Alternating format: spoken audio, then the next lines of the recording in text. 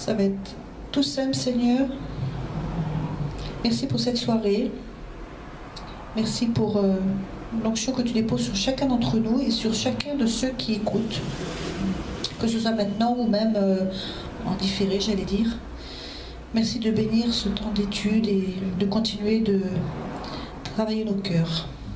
Amen.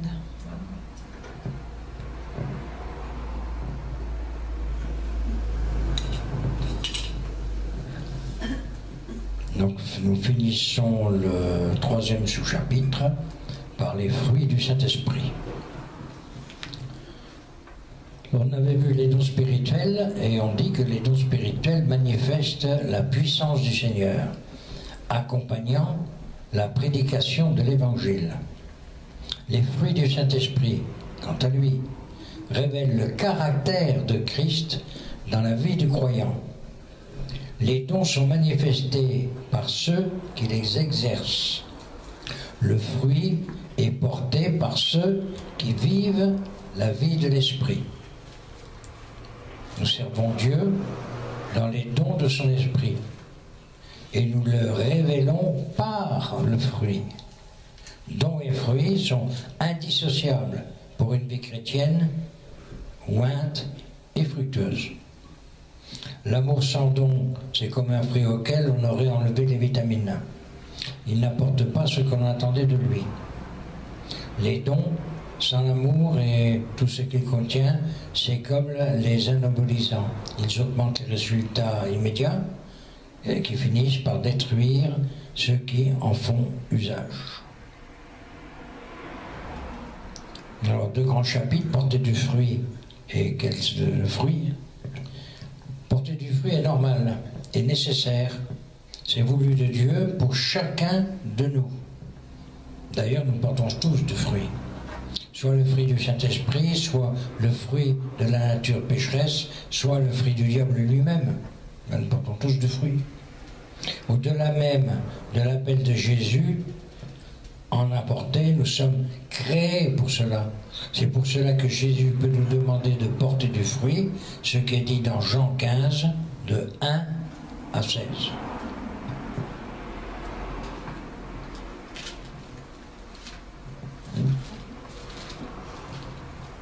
De 1 à 16 ? Oui. Oh, je vais partager. Alors moi, je suis le vrai cep, et mon père est le vigneron. Tout sarment qui est en moi et qui ne porte pas de fruit, il le retranche. Et tout sarment qui porte du fruit, il l'émonde, afin qu'il porte encore plus de fruits. Déjà, vous êtes émondés à cause de la parole que je vous ai annoncée. Demeurez en moi, comme moi en vous. De même que le sarment ne peut de lui-même porter du fruit s'il ne demeure sur le cep, de même, vous non plus, si vous ne demeurez en moi. Moi, je suis le cep, vous, les sarments. Celui qui demeure en moi, comme moi en lui, porte beaucoup de fruits, car sans moi, vous ne pouvez rien faire.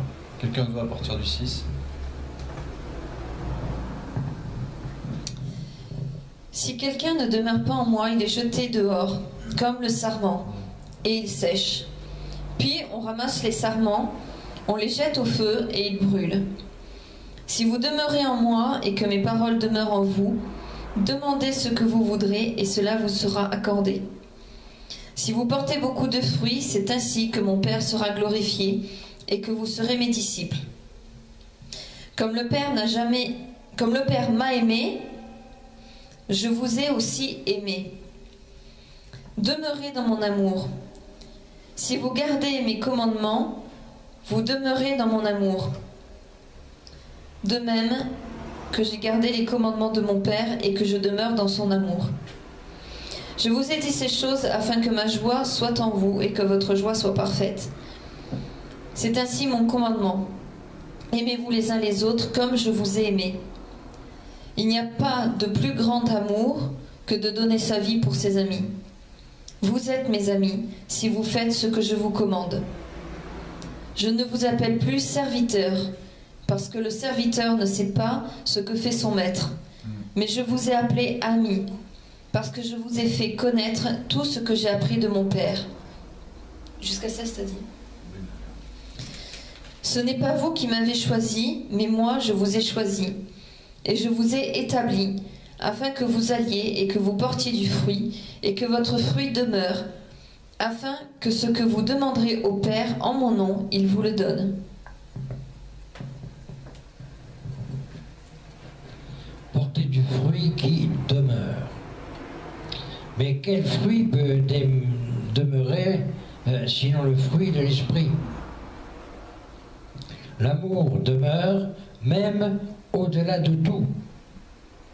Nous voyons cela dans 1 Corinthiens 13, de 1 à 14. 1 Corinthiens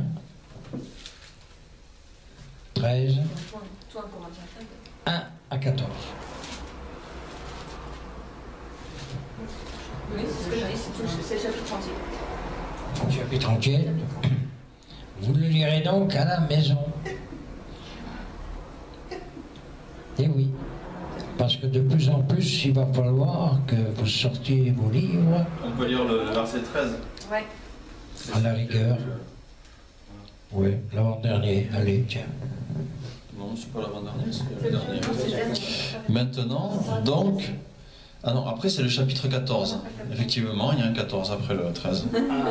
Maintenant, donc, ces trois choses demeurent, la foi, l'espérance, l'amour. Mais la plus grande, c'est l'amour. Ou la charité, suivant les traductions, comme tu le fais remarquer, Annette. Mais je trouve que l'amour, au jour d'aujourd'hui, oui, on comprend mieux. Les gens comprennent mieux l'amour aujourd'hui que la charité parce qu'on ne sait plus parler. Et oui, une fois de plus, les mots ont changé de sens. Ce qui fait qu'on ne sait plus. L'amour est donc un fruit impérissable, c'est ce qui est dit au verset 8. Prends le verset 8. Comment? C'est ce que j'avais compris. Je disais donc, l'amour est un fruit impérissable. C'est ce que nous voyons dans le verset 8. De 1 à Corinthiens 13.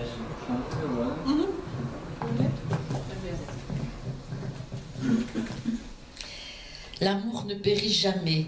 Les prophéties prendront fin, les langues cesseront, la connaissance disparaîtra.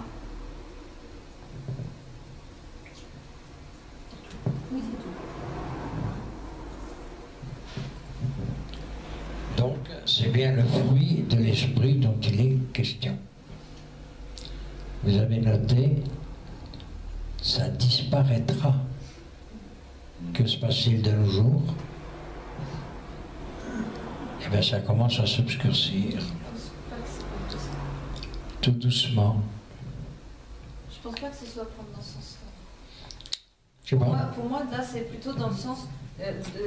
vraiment, c'est plutôt... Quand on sera avec Dieu, les prophéties, les langues, tout ça, les dons de connaissances, tout ça, ça disparaîtra, tout simplement parce qu'on n'en aura plus On besoin. n'aura plus besoin. Puis la prophétie, une fois qu'elle est accomplie. Voilà. Elle est accomplie. Hein. C'est pour ça que ça disparaîtra, parce qu'on n'en aura plus besoin. Donc, le fruit de l'esprit, il se distingue, il se distingue du fruit de la chair de manière évidente pour l'apôtre Paul. Et l'épître aux Galates nous donne une magnifique cours d'arboriculture spirituelle. Nous allons donc prendre Galates 5, 13 à 26. Ah oui, ça. Elisabeth qui disait que ça manquait. Ah ben ça. C'est le chapitre aussi. Complet. Non, 13 à 26. c'est la moitié seulement. La moitié. Frères, vous avez été appelés à la liberté. Seulement ne faites pas de cette liberté un prétexte de vivre selon la chair, mais rendez-vous, par l'amour, serviteurs les uns des autres. Car toute la loi est accomplie dans une seule parole, dans celle-ci. Tu aimeras ton prochain comme toi-même. Mais si vous vous mordez et vous dévorez les uns les autres, Prenez garde que vous ne soyez détruits les uns par les autres. Je dis donc, marchez selon l'esprit, et vous n'accomplirez pas les désirs de la chair. Car la chair a des désirs contraires à ceux de l'esprit, et l'esprit en a de contraires à ceux de la chair. Ils sont opposés entre eux, afin que vous ne fassiez point ce que vous voudriez. Si vous êtes conduits par l'esprit, vous n'êtes point sous la loi. Or, les œuvres de la chair sont manifestes. Ce sont l'impudicité, l'impureté, la dissolution, l'idolâtrie, la magie, les inimitiés, les querelles, les jalousies, les animosités, les disputes, les divisions, les sectes, l'envie, l'ivrognerie, les excès de table et les choses semblables. Je vous dis d'avance, comme je l'ai déjà dit, que ceux qui commettent de telles choses n'hériteront point le royaume de Dieu. Mais le fruit de l'esprit, et je fais une petite parenthèse, j'insiste bien, il parle vraiment du fruit de l'esprit. Donc c'est tout ensemble. Le fruit de l'esprit, c'est l'amour, la joie, la paix, la patience, la bonté, la bénignité, la fidélité, la douceur, la tempérance. Jusqu'à combien t'as dit ? 16. Non. 26, pardon. La loi n'est pas contre ces choses. Ceux qui sont à Jésus-Christ ont crucifié la chair avec ses passions et ses désirs. Si nous vivons par l'Esprit, marchons aussi selon l'Esprit. Ne cherchons pas une vaine gloire en nous provoquant les uns les autres, en nous portant envie les uns aux autres.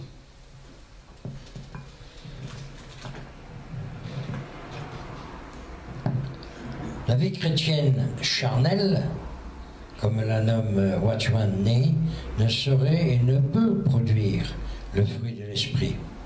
Il n'y a pas d'alliance possible entre la nature pécheresse et l'esprit du Dieu en nous.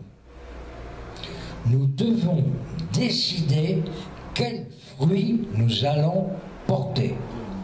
Et c'est notre décision qui détermine quel type de vie chrétienne nous allons vivre. Pour porter le fruit de l'esprit, nous devons vivre et marcher par le Saint-Esprit. Si nous ne travaillons pas le champ de notre vie, avec la grâce de Dieu, notre vie sera automatiquement une friche dans laquelle pousseront les mauvaises herbes et le fruit amer de la vieille nature. Alors en pratique, eh bien, je dirais, veuillez examiner Galates 5 et faire en groupe la liste écrite de chaque catégorie de pépins pour le fruit de la chair et pour le fruit de l'esprit. Vous divisez la feuille en deux, d'un côté la chair, de l'autre côté l'esprit. Partagez chacun quels pépins de fruits de la chair sont ceux qui vous embêtent le plus. Ensuite, faites prier pour vous afin d'en être libérés. Voyez les pépins du fruit de l'esprit qui vous sont chers et que les autres trouvent en vous. C'est pas vous qui, vous voyez bien le processus. Priez les uns pour les autres et versez l'onction du Saint-Esprit pour faire croître son fruit dans vos vies. Des questions? C'est clair? Ah, la patience, est-ce un fruit charnel ou un fruit d'esprit? C'est un fruit de l'esprit. Mais tu ne l'as pas? Ou tu ne l'as plus? Ça dépend des jours. Voilà, d'accord. Ça dépend des situations. Alors, voilà. Il y a quand même des choses qu'il faut bien remarquer. Souvent, les chrétiens, ou j'oserais même dire, aller jusqu'à dire les pseudo-chrétiens, pensent que ça c'est interdit, ça c'est pas comme ça c'est gnagna, ça c'est gnagna. Mais quand on demande à ces chrétiens qu'est-ce qu'ils font, on s'aperçoit qu'ils font exactement le contraire. Comme le dit Paul, je fais toujours ce que je ne dois pas faire et je passe à côté de ce que je dois faire. Alors si Paul reconnaît cela lui-même Vous ne croyez pas que nous, on aurait intérêt à reconnaître un petit peu?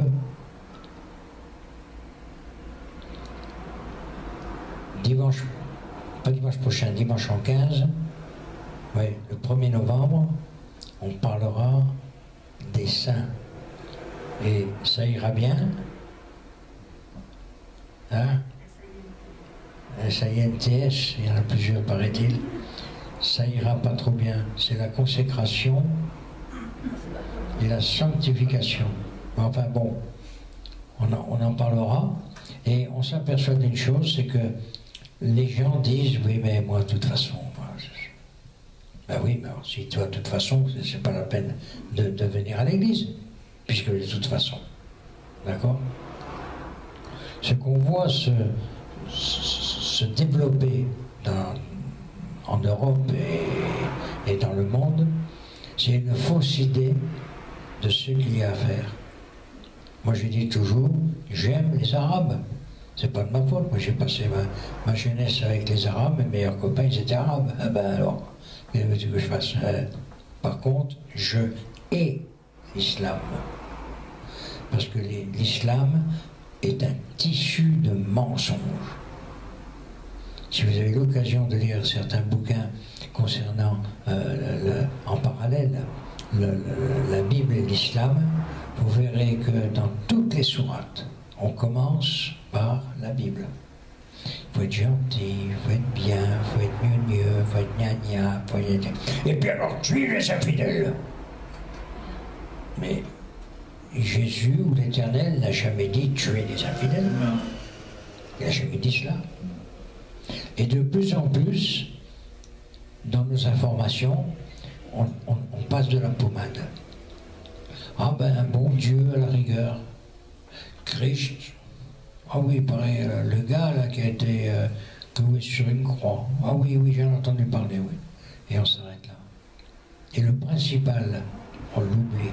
Moi, je dis le principal, pour nous, le principal, c'est le Saint-Esprit. Si on est concordant avec le Saint-Esprit, malgré toutes nos fautes, malgré tous nos trucs qui sont abjects, mais si on se rapproche continuellement du Saint-Esprit, on se rapproche aussi continuellement de Jésus, et en se rapprochant de Jésus, on se rapproche du Père. Ça ne justifie rien, mais de toute façon, nous n'avons plus à nous justifier, on est justifié. Oui, tu parlais tout à l'heure de ces chrétiens qui... J'en fais parfois moi-même partie sans forcément me rendre compte, hein, il y a des fois... mais ces chrétiens qui disent il faut pas, il faut pas. Mais justement, là, ce qu'on vient de voir ce soir, le fruit de l'esprit, ben, finalement, tout est contenu dans l'intitulé. C'est le fruit qui vient de l'esprit. Donc, il n'y a pas de côté humain.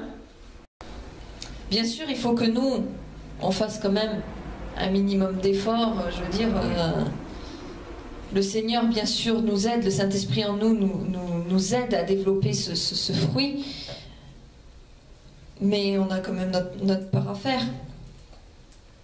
Mais c'est important, je pense que c'est vraiment important de se rendre compte que oui, c'est un fruit qu'on ne peut développer qu'avec l'aide du Saint-Esprit. Parce que sans lui, ça nous est impossible de mener ce fruit jusqu'à maturité. Et j'insistais tout à l'heure sur le fait qu'il parle du fruit de l'esprit et non pas des fruits de l'esprit comme on a tendance à le dire. Et je pensais à ce que nous a dit une sœur, Pascal, un mercredi. Justement, on parlait des fruits, enfin du fruit. Et elle nous a donné une image que je trouve tout à fait appropriée. Un fruit dans la nature, il ne développe pas d'abord la graine, et puis ensuite la chair, et puis peut-être si on y pense, la peau. Et puis il développe pas, ah tiens, ben, il se dit pas, ah tiens, là, il faut que je travaille là sur ma peau parce que j'ai pas assez de peau. On verra jamais dans la nature un fruit sur ça de fruits où il y a ça de peau. Tout se développe harmonieusement et tout se développe en même temps. Et là, elle disait, et je trouve que c'est assez juste, c'est la même chose quand on a l'esprit en nous et que, bien sûr, on le laisse nous travailler. Ben, tout ça, l'amour, la joie, la paix, la patience, la bonté, la bénignité, la fidélité, la douceur, la tempérance, tout ça, ça se développe en même temps, harmonieusement, plus ou moins vite selon les personnes. Bon, ça après, chacun, voilà, même dans la nature, chaque fruit se développe, chacun à son rythme. Mais, voilà, c'est un tout. Il faut pas qu'on se dise non plus, ah oui, bon, le reste ça va. Le reste ça va, mais alors, ouais, non, mais moi, il faut que je développe la patience. Et je pense que c'est notre côté humain qui fait ça, en fait. Oui, tout à fait. C'est notre côté humain qui réagit comme ça. On a envie de faire les choses... Ah, ça va. Non, on a envie de faire les choses par nos propres forces. Oui, ben oui. Bon, par exemple, on se dit, bah, là, je suis pas assez bon, j'ai pas assez de patience, bah, tiens, je vais travailler sur ma patience. Non, comme tu dis, il faut laisser l'esprit faire. C'est comme on a envie de compléter parce que c'est humain, quoi. Et c'est comme pour les bénédictions de l'Éternel, on se dit, bah tiens, faut que je paye ma dîme parce que sinon je vais pas être béni. Tiens, faut que je demande pardon pour les péchés de mes parents parce que sinon je suis pas pardonné entièrement. Faut que je brise les malédictions machin parce que sinon c'est pas brisé. On veut compléter ce que Jésus a fait. On veut compléter l'œuvre de l'Esprit, on veut compléter l'œuvre du Christ. Ouais. Et c'est tout l'épître aux Galates. Tout l'épître aux Galates se dit stop avec ces conneries. Voilà. C'est un combo avec ta bouche. Il y a des mots mal employés, il y a des mots qui choquent un petit peu les oreilles, mais moi je dis qu'un mot, à partir du moment où il est dans le dictionnaire, il est prononçable. Si les oreilles sont un peu trop timides, eh bien tant pis pour ces oreilles, bouchez-les. Disons que Paul nous dit quand même que je peux faire attention. Mais Paul n'a jamais dit prenez le dictionnaire et rayez tous les mots qui vous semblent. Attention, il n'a pas dit ça. Il n'a pas dit ça. Qu'est-ce qu'il a dit, Paul? Je suis désolé s'il y en a, ça les choque, mais moi j'appelle un chat un chat, une ânerie c'est une ânerie. Et puis voilà, et puis c'est tout. À partir du moment où on veut compléter ce que le Christ a fait ou l'œuvre de l'Esprit Saint, c'est une couillonnade. Alors à ce moment-là, ça ne sert à rien qu'on ait le Saint-Esprit et ça ne sert à rien que Christ se soit sacrifié pour voilà. C'est tout. Mais avec toutes ces choses, comme tu dis, tu as des gens qui sont tellement ensaucissonnés par ces trucs-là que, comme dit un certain, on les verra partir tranquillement vers l'enfer avec la Bible sous le bras. Oh, on va rencontrer des monstres. Ah bon? J'ai jamais entendu dire que Satan c'était un monstre. Non, il paraît même qu'il est un ange. C'est non, parce qu'il paraît même qu'il est vraiment très beau. Et oui, c'est un ange de lumière. C'est un porteur de lumière. Hein. Alors, vous allez me dire, oui, mais dans la Bible, il est noté qu'il y a des démons fantastiques, mais encore une fois... On les appelle démons, mais on ne les décrit pas physiquement. Voilà. Mais ça, c'est une vieille tradition que l'on a héritée des parents, parce que c'est comme ça. Mais moi, je dis que la seule chose qui représente l'enfer, tel qu'il a été décrit, c'était pour permettre à des gens, il y a je ne sais pas combien de milliers d'années, de se dire, attention, là, c'est dangereux. C'est quel est le danger? Oh, ben, on s'en fiche si c'est tout mignon, mais non, il n'y a pas de péché mignon. D'accord? Il faut arrêter ça. Le seul danger qu'il y a, c'est tout simplement de s'entendre dire, toi, je ne te connais pas. Ah, mais j'étais l'évêque du... Peut-être, oui, je t'ai vu. Ah, bah tu vois. Non, mais je te connais pas. Donc le problème, comment connaître Jésus? Ben, les apôtres, ils n'ont pas mis 50 ans, mais il nous a dit, je vous envoie un consolateur. Alors, disons-le en bonne franchise, ben, moi c'est ce que je dis du moins, après chacun fera ce qu'il veut, mais moi je dis, Saint-Esprit, ben, je sais que sur la côte je ne vaux pas grand-chose. J'ai fait ce que je pouvais faire, surtout ce qu'il ne fallait pas faire. Alors, corrige-moi et puis ramène-moi tranquillement. Et puis quand je comparaîtrai devant Christ, eh bien, j'aurai le culot de lui dire, j'ai essayé de faire. Qui prie. Jean-Baptiste, Pas tous en même temps. Ah, il a pas envie. Jean-Baptiste. Mais non. Forcément, André, il a pas envie.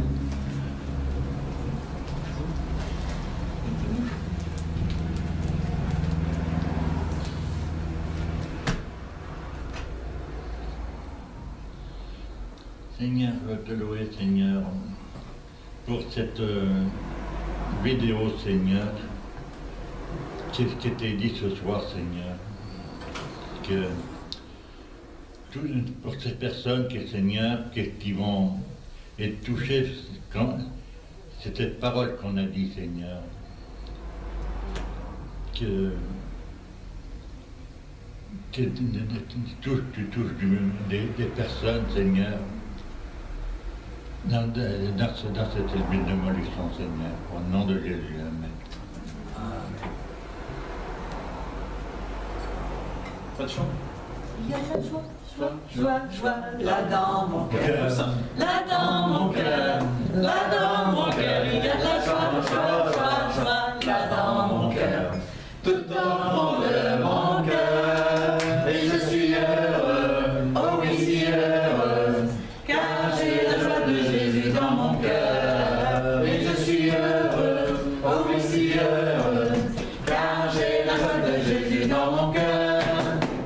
Oui, j'ai la paix, Jésus dans mon cœur. Là dans mon cœur, là dans mon cœur. Oui, j'ai la paix, Jésus là dans mon cœur. Tout au fond de